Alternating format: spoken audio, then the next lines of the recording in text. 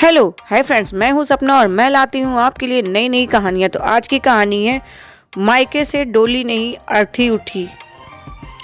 ससुराल में वह पहली सुबह आज भी याद है। कितनी हड़बड़ाहट से उठी थी, ये सोचते हुए कि कितनी देर हो गई है और सब न जाने क्या सोचेंगे।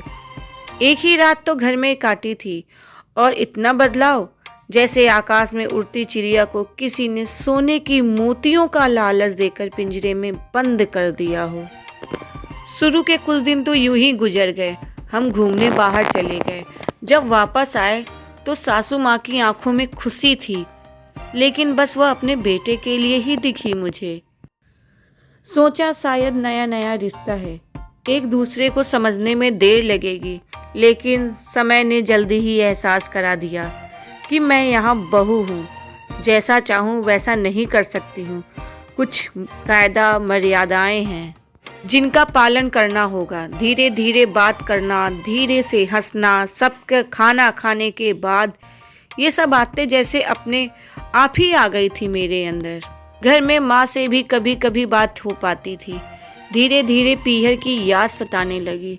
ससुराल में पूछा तो कहा गया अभी नहीं, कुछ दिन के बाद।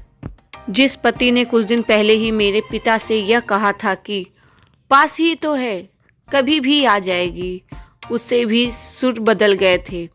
अब धीरे धीरे समझ में आ रहा था कि शादी कोई खेल नहीं, इससे सिर्फ घर ही बदलता है, बल्कि पूरा जीवन ही बदल जाता है।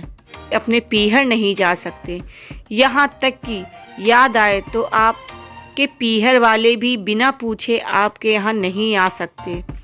पीहर का वो अल्हड़पन, वे बेकाब हंसना, वे झूठे मुंह रसोई में कुछ भी छू लेना, जब मन चाहे तब उठना, सोना, नहाना, सब बस यादें ही रह जाती हैं। अब मुझे समझ में आने लगा था कि क्यों विदाई के समय मुझे गले लगा लगा कर रो रहे थे।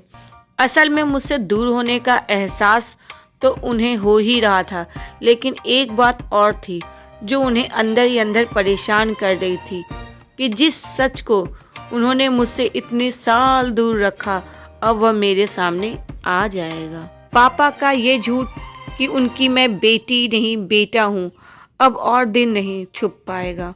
उनकी सबसे बड़ी चिंता थी कि अब उनका ये जो बेटा है, जिसे कभी बेटी होने का एहसास तक नहीं कराया था, जीवन के इतने बड़े सच को वो कैसे स्वीकार करेगी।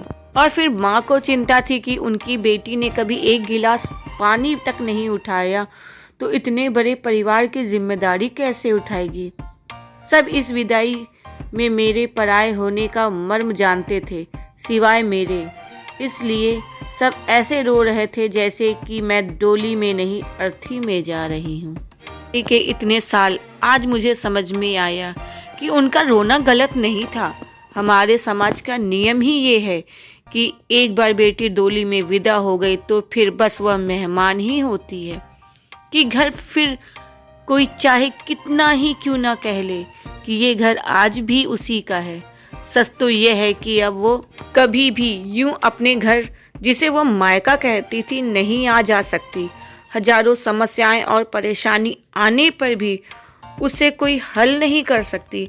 हंसते हुए अपने गम छुपाए, क्या यह तपस्या से कम नहीं? अनजान जगह को सुधार कर अच्छा बनने का नाटक करना, क्या ये तपस्या से कम नहीं? ये एक औरत का बलिदान नहीं? धन्यवाद। कहानी पसंद आई हो तो लाइक, कमेंट, शेयर जरूर कर दें।